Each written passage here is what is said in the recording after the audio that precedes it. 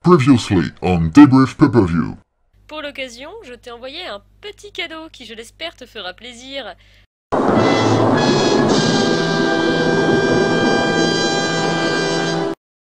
Bonjour à tous et bienvenue dans Debrief Pay-Per-View. Donnez-moi quelques instants, je me prépare. Générique.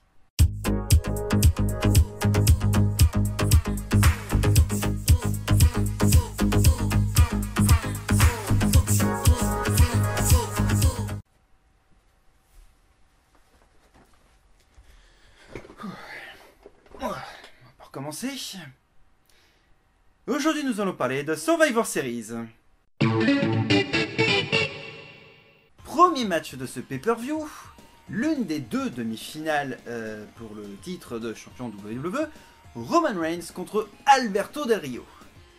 Alors, point négatif, on va d'emblée entrer dans le match. C'est quoi ce rapport de force entre Roman Reigns et Del Rio? Ils nous ont vendu Roman Reigns comme étant limite quasiment l'égal d'un Brock Lesnar. Et honnêtement, j'ai eu affaire à une... je sais pas quoi vous dire.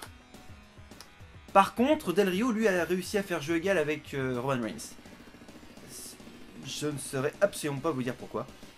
C'est assez incompréhensible. C'est pas comme si Roman Reigns avait affronté Brock Lesnar à WrestleMania, qu'il avait peiné pour résister au coup de Lesnar. Là, clairement, on a affaire à un Del Rio qui, pendant les 3/4 du match, mène la danse, on va dire, face à un certain Roman Reigns. Je n'ai moi-même pas compris. Ah, vraiment, ça a été un match à l'avantage de Del Rio, même si je dois dire que à de nombreux moments, on voit Del Rio qui peut l'emporter à de nombreuses fois, vraiment à plusieurs tombées. On se dit non mais il va pas remporter le match. Heureusement. Comme d'habitude, Del Rio nous fait une soumission. Bah, c'est son kiff, hein, les soumissions, qui finalement fut quasiment retournée par Roman Reigns et qui finalement s'en est super bien sorti. Il finit avec un spear, pouf, et du coup, bah, victoire de Roman Reigns qui du coup passe en finale. Le match est assez étrange. Vraiment, c'est...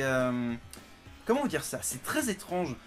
On a pourtant un Del Rio qui est revenu le mois dernier à Hell in a Cell, mais d'une manière très bizarre. Personne ne s'y attendait. Et on a affaire pourtant à un Roman Reigns qui a affronté Brock Lesnar, qui a affronté Seth Rollins, qui a affronté... Bray Wyatt, mais là il faut croire que Del Rio doit avoir un niveau très très fort. Donc si je suis le raisonnement de la WWE, ça veut dire que Brock Lesnar fait jeu égal avec Del Rio et que Del Rio peut remporter face à Brock Lesnar. Parce que c'est un peu l'impression que ça me donne là. C'est quoi ce rapport de force pourri? Point positif, c'est le fait de voir Roman Reigns non plus en tant que surhumain, mais finalement en tant que humain. Le fait de pouvoir affronter quelqu'un et de ne pas forcément avoir l'avantage. Certes, il s'en est plutôt bien tiré, a réussi à faire quelques petites pirouettes sympas. Mais j'ai noté un énorme botch dès le début de match. On sent qu'il voulait porter Del Rio sur ses épaules et faire un truc avec, sauf que Del Rio est retombé comme une merde. C'est pas bon, ça en général. Pour finir, bon, le match était moyen, mais il y a du bon. Il y a du bon quand même. 6 sur 10. Second match de cette soirée, donc deuxième demi-finale, Dean Ambrose versus Kevin Owens. Et là par contre c'est l'inverse. Ce match est l'inverse du premier. C'est-à-dire que je n'ai vu aucun temps mort. Ça s'est vite enchaîné à une vitesse incroyable. Les deux se sont renvoyés les coups, limite c'était un match de tennis. Et je dois dire que même si je sais pertinemment que le niveau de Kevin Owens n'est pas celui de la Ring of Honor, il se trouve qu'il n'est pas dégueu. Il est même excellent, mais en même temps excellent pour de la WWE. Certes, pour de la Ring of Honor, ce serait moyen, mais pour de la WWE, il apporte quand même un vent de fraîcheur. Et face à un Dean Ambrose qui est un petit peu un fifou dans sa tête, force est de constater que ce match fait des étincelles. Vraiment. J'ai envie de dire qu'il y a beaucoup de suspense dans ce match. Vraiment. Un coup, ça pourrait être Kevin Owens qui l'emporte haut la main, et finalement retournement de situation, et c'est comme ça pendant tout le match. J'ai noté peu de points négatifs malheureusement, plus du positif que du négatif. En positif, vraiment un rythme, on va dire, omniprésent. Plusieurs techniques de Kevin Owens qui, heureusement, il n'a pas touché son adversaire parce que je pense qu'il aurait démoli complètement son adversaire, et je pense que ce n'était pas le but. Mais force est de constater que le match est quand même très intéressant, et placer un tel match dès le début de pay-per-view, ça pose les couilles sur la table. Vraiment, là, niveau posage de couilles, on est déjà sur du high level, ce qui déjà met la barre assez haut pour le reste des matchs. Mais bon, victoire de Dean Ambrose, c'était à prévoir, forcément. Et une note plutôt bonne, 7 sur 10. Ouais, mais là, le match le valait vraiment. Troisième match de cette soirée, le Survivor Series Elimination Tag Team Match, que je traduis par Survivor Series Match. C'est plus court et c'est plus facile à se rappeler. Alors, deux équipes qui, je le précise, sont totalement improvisées, forcément, parce qu'aucune storyline existe par ce biais. Alors, j'ai noté donc Team Ryback, composé donc de Ryback, logique, de Kalisto, Sin Cara, de Jimmy et de Jey Uso. Et face à eux, les New Day, donc composés forcément de Xavier Wood, Kofi Kingston, Big E, plus Sheamus, plus King Barrett. Qui pour le coup, King Barrett est à fond dans le délire du New Day, et ça fait plaisir à voir. J'ai l'impression qu'il était hyper joyeux dans ce match, et même en avant-match, on sentait qu'il avait vraiment envie d'être là. C'est plutôt cool, c'est un point positif, j'ai envie de dire. Point négatif, le bid, il n'y a pas d'autre mot. Point négatif, le bid de Sheamus, qui clairement crée un malaise avant même le début du match.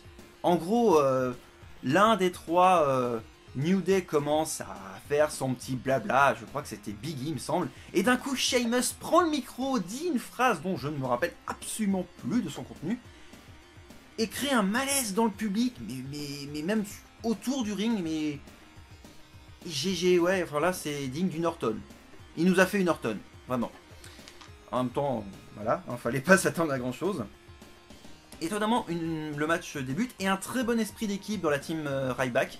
C'est-à-dire que ça s'enchaîne plutôt bien entre la team Uso et la team Lucha Dragons. Vraiment, les quatre ont une très bonne entente et une très bonne synergie. Vraiment des bonnes techniques en collaboration avec les quatre, carrément. Et Ryback qui rajoute une petite cerise, enfin une grosse cerise, vu que c'est Ryback. Malheureusement, je dois dire que les enchaînements se sont faits vite. Très vite, mais en même temps, comme le match n'est pas forcément un match très attendu, que c'est un match vraiment de secours, de dépannage, donc ils ont mis ce qui restait, on va dire. En gros, c'est un peu les rescapés des gens éliminés du tournoi mondial. Dommage. Alors, j'ai noté un peu les éliminations.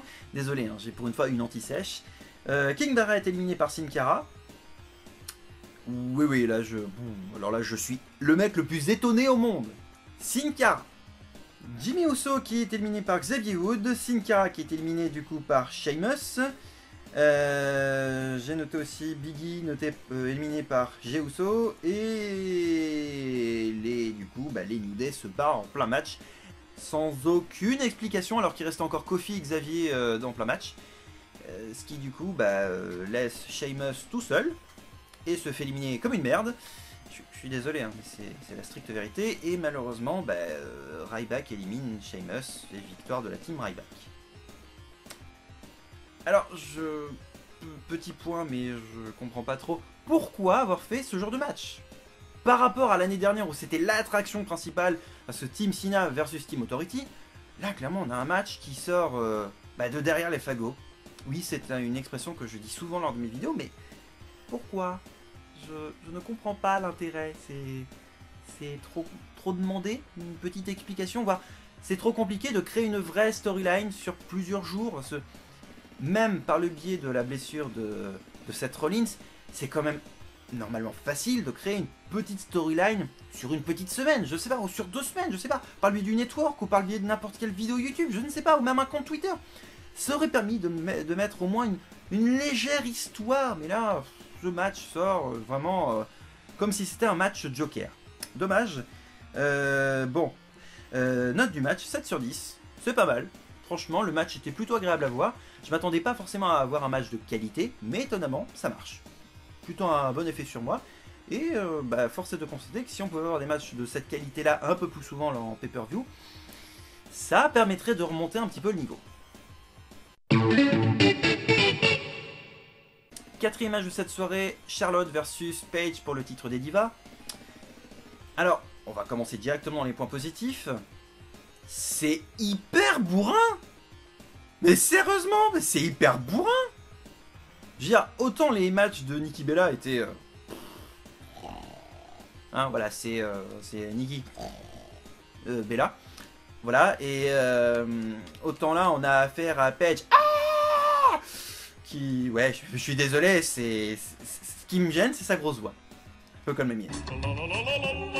Du coup, un match très bourrin, avec une Charlotte qui carrément écrase la tête de son adversaire sur le tablier du ring, mais c'est digne d'un match de Lesnar. Et le match est sympa. Alors c'est du je t'aime moi non plus, hein, comme pour Ambrose Owens, mais force est de constater que le match est pas dégueu, vraiment. Alors point positif, du coup, le fait que ce soit bourrin et que du coup assez bien rythmé. Point négatif, la grosse voix de Paige. Mais bon, là c'est vraiment subjectif, hein. Pour une fois, je fais une petite exception à la règle, un petit avis subjectif. Il force est de constater que la victoire de Charlotte était à prévoir. Mais c'est pas grave, c'est pas grave, c'est pas grave. Bon après, j'ai comme noté en termes de possession de match, hein, un peu comme au foot, 60% pour Charlotte et quasiment 40% pour Paige. Mais le match n'est pas dégueu et c'est plutôt sympa à voir. Finalement, ça vaut un beau 6,5. Si je peux avoir des matchs de diva de cette qualité-là à tous les pay-per-view, ça ferait plaisir. Parce que pour le coup, c'était un vrai bon match féminin. Ça commence à remonter un peu le niveau. On est un peu loin d'NXT, mais pour le coup, ça commence vraiment à remonter, à être assez intéressant. J'ai envie de dire, j'espère qu'à TLC, ce sera un match similaire à ça. Cinquième match, Dolph Ziggler versus Tyler Breeze. Alors, ce n'est ni un point positif, ni un point négatif. Mais j'ai eu le sentiment, en fait, en voyant ce match, que Ziggler s'affrontait son lui d'il y a 5-6 ans. C'est le sentiment que j'ai eu, en fait, j'ai l'impression qu'il s'affrontait en plus jeune.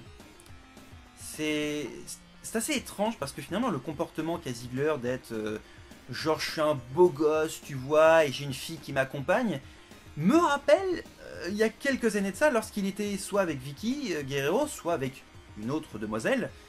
Ça me rappelle un peu ce moment-là, on va dire. Ce n'est ni un reproche, ni un point négatif, ni un point positif, mais c'est un petit peu mon ressenti pour le coup. Force est de constater que le match était en fait en mode miroir. J'ai l'impression qu'il s'affrontait lui-même quelque part. Après, ça n'enlève rien aux qualités athlétiques de Tyler Breeze.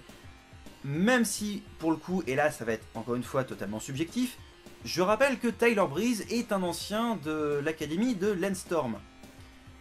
Académie où se sont également entraînés d'autres catcheurs tels que Sylvester Lefort, ou aussi catcheur français de chez nous, du coup, Tristan Archer. Sauf que, ayant vu les matchs de Tristan Archer, ces matchs sont quand même de bien meilleure qualité que ce que j'ai vu de Tyler Breeze. Alors, n'ayant pas vu ses prestations à NXT, j'ai pas de point de comparaison. Je pourrais pas dire. Autant pour Charlotte, j'ai vu ses matchs à NXT et au roster principal. Pour Neville, pareil. Mais là, pour Tyler Breeze, à chaque fois, j'ai pas eu l'occasion de pouvoir les voir. Mais du coup, je me fais un point de comparaison par rapport à d'autres personnes qui ont été dans l'académie de Lance Storm. Donc de mémoire, il me semble, en France, qu'on a du coup Tristan Archer, il y a aussi Gannon Gray, il me semble. Et ces deux catcheurs français ont un bon niveau, je trouve, selon moi. tout cas, j'ai toujours été bien diverti face à eux. Enfin, les matchs étaient assez sympas. Et là, pour le coup, peut-être qu'en étant dans le moule de la WWE au sein de leur roster principal, ça donne pas forcément le même ressenti. Après, c'est mon premier match que je vois de Tyler Breeze.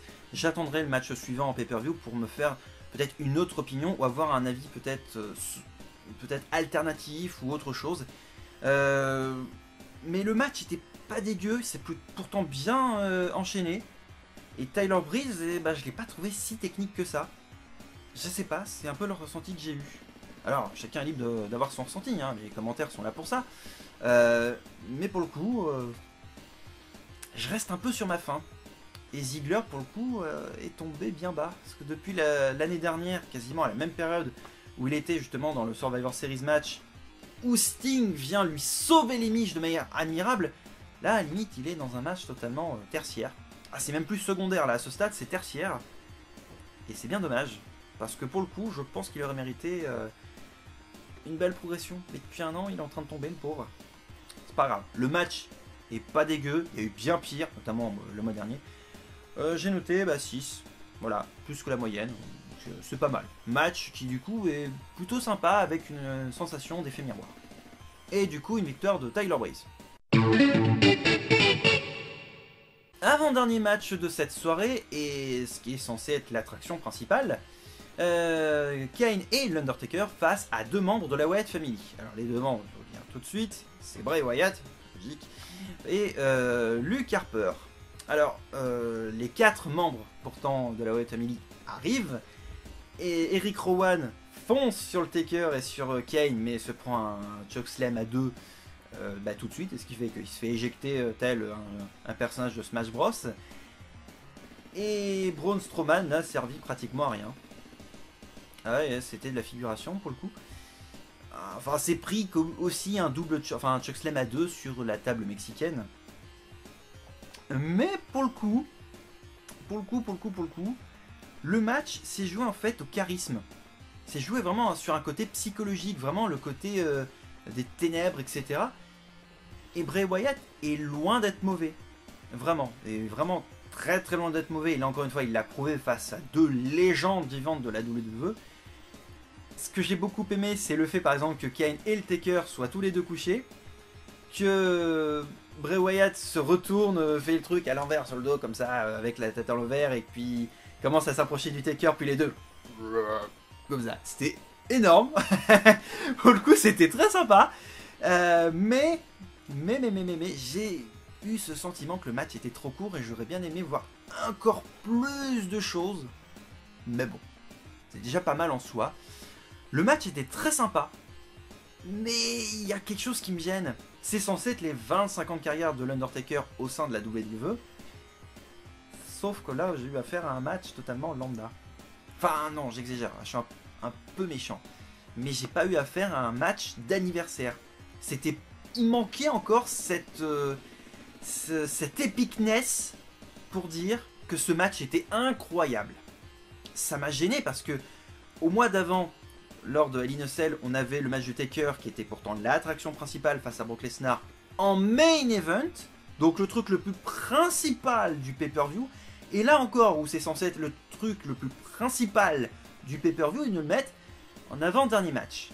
Je veux bien croire que le titre WWE n'était peut-être pas joué au main event d'avant, au pay-per-view d'avant, mais là quand même c'est un peu exagéré, c'est censé être l'anniversaire de carrière de l'Undertaker.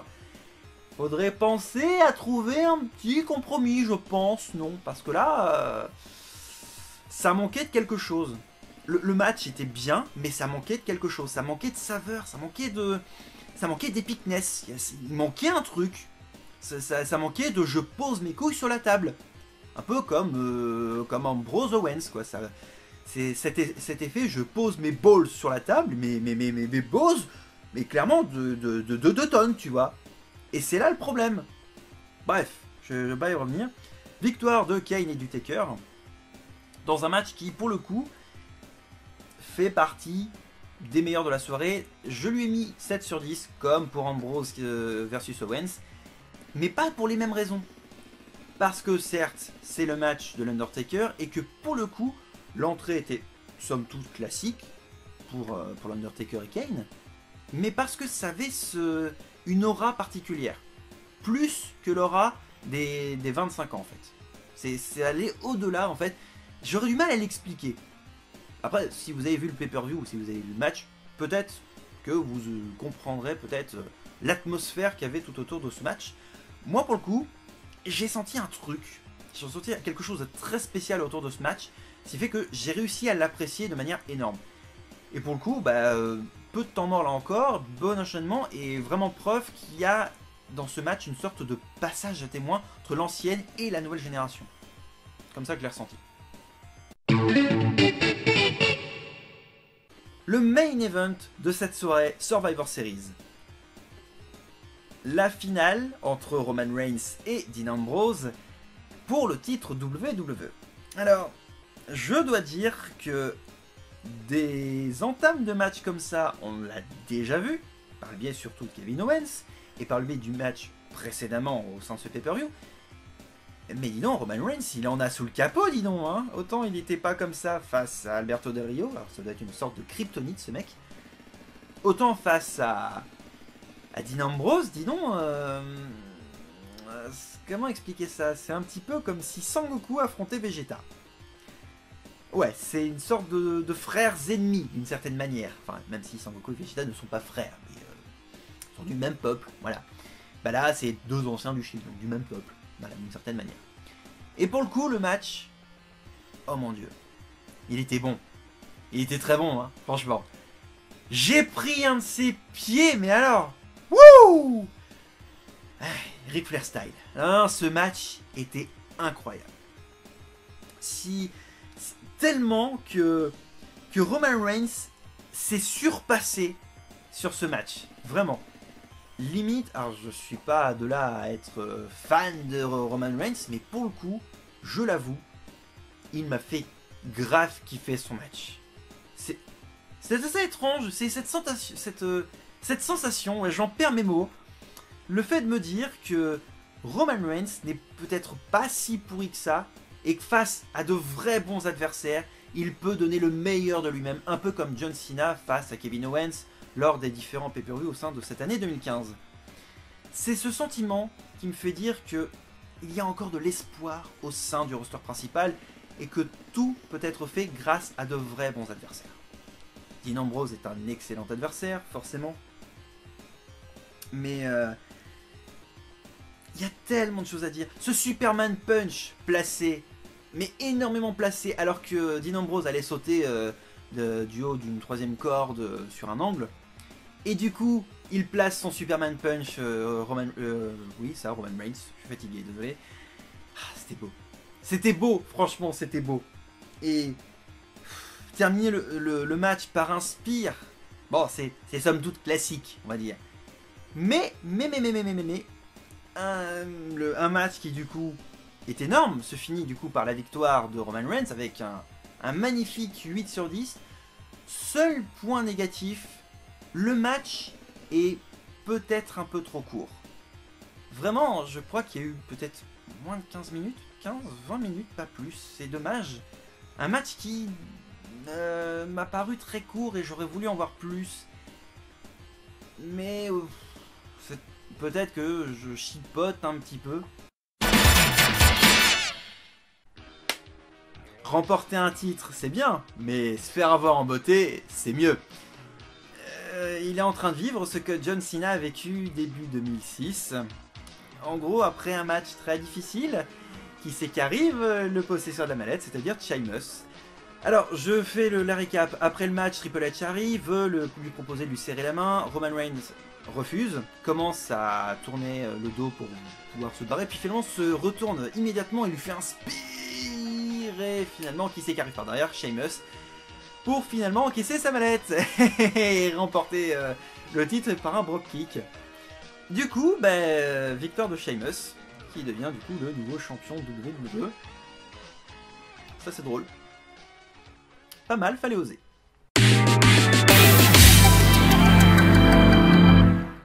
Alors, si je devais donner une conclusion pour ce pay-per-view, finalement, je dirais qu'il n'est pas mauvais.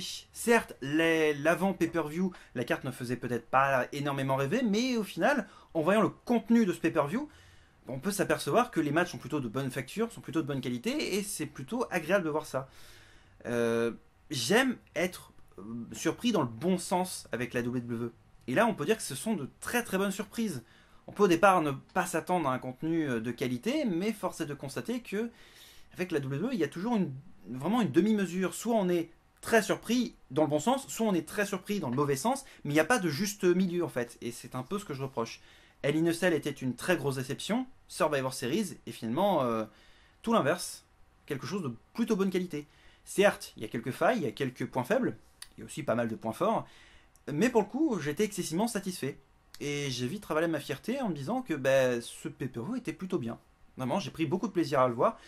C'était pas un plaisir coupable, mais pour le coup, on peut passer un très très bon moment dessus. Alors, on est très très loin du Survivor Series de l'année dernière, mais il se trouve que des 4 pay-per-view du Big Four cette année, ça reste l'un des meilleurs. Voire même quasiment meilleur, je trouve, que le Royal Rumble, largement meilleur que SummerSlam, et aussi largement meilleur que WrestleMania. Donc pour le coup, quelque chose que je peux recommander. Voilà. C'est la fin de ce débrief pay-per-view, merci à vous de l'avoir suivi. Rassurez-vous, pour le prochain débrief, j'aurai un autre costume, quelque chose de plus traditionnel, plus classique. Je vais éviter de parler des traditionnels Facebook, Twitter, je pense que depuis le temps vous savez que ça existe, et puis en plus les liens sont marqués dessus. En tout cas, j'aurais pu vous montrer qu'avec cette vidéo, l'habit ne fait pas le moine, comme dirait Jean-Luc le moine. Bonus jeu de mots. Vaut mieux que je m'arrête là, parce que sinon cette vidéo va vite tourner un peu... Enfin bref, vaut mieux que ça s'arrête là. On se retrouve le mois prochain pour TLC, d'ici là portez-vous bien. Salut!